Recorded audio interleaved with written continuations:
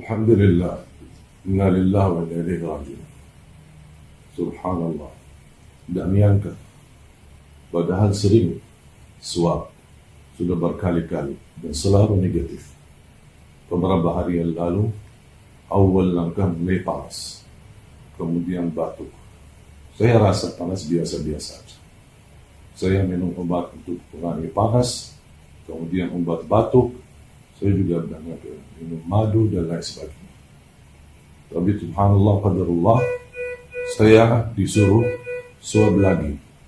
Saya tidak merasa sama sekali akan positif. Karena saya diswab aja, datang ke rumah, kemudian ternyata hasilnya positif.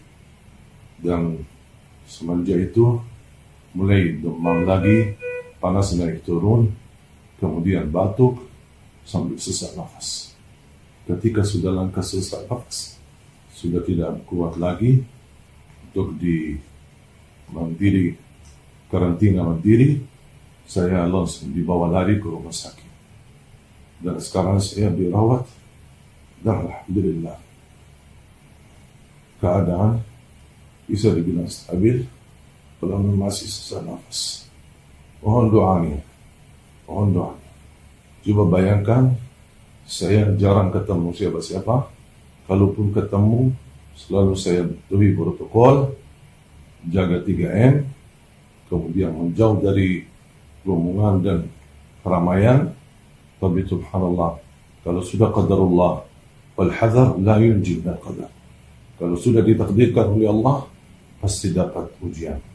Mudah-mudahan melalui ujian ini, saya dapat diampuni segala dosa dan dinaikkan darjat dan menjadi hikmah dan belajar. Saya harap semua keluarga dan sahabat jamaah tolong doakan agar Allah beri yang terbaik dan mudah-mudahan ujian ini berlalu. Tapi ketika saya di Lombok ini, saya jauh lebih merasa nyaman karena ada ceritanya jamaah sekalian. Pertama, saya berjuang di Indonesia memang di Lombok. Anak saya lahir Lombok. Salah satu kakek saya meninggal, mati syahid karena lawan jajah Jepang di Lombok. Bahkan salah satu kakek, ayah dari ibu saya sendiri, termasuk dia juga kelahiran di Indonesia, di Bumi Ayu, dan juga adiknya juga kelahiran Lombok. Jadi hubungan saya dengan Lombok, bahkan saya bercita-cita, ya Allah, walaupun saya memilih dan memohon meninggal di Madinah, tapi kalau ya Allah, kalau saya ditetapkan meninggal di Indonesia, mohon saya mau dimakamkan di Lombok.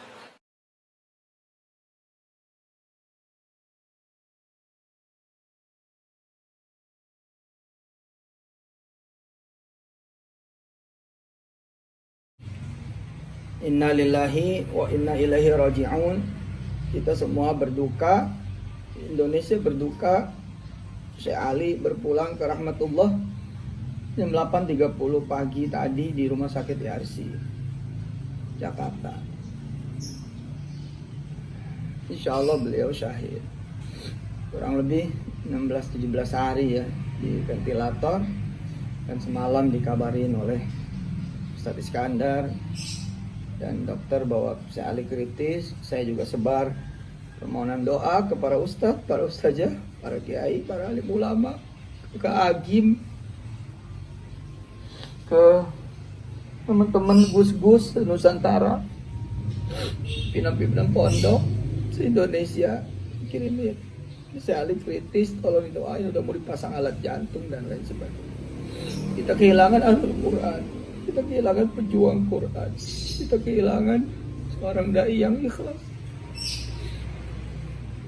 meninggalkan negaranya untuk Indonesia, mau pindah ke warga negaraan untuk dakwah di Indonesia. Innalillahi wa inna ilaihi raji'un. Mudah-mudahan Syekh Ali, insyaallah Syekh Ali husnul khatimah. Mohon disolatkan gaib di masjid-masjid, di musola-musola, pesantren-pesantren yang masih ada, kemudian guru-guru dan santri yang belum libur, yang masih bertugas.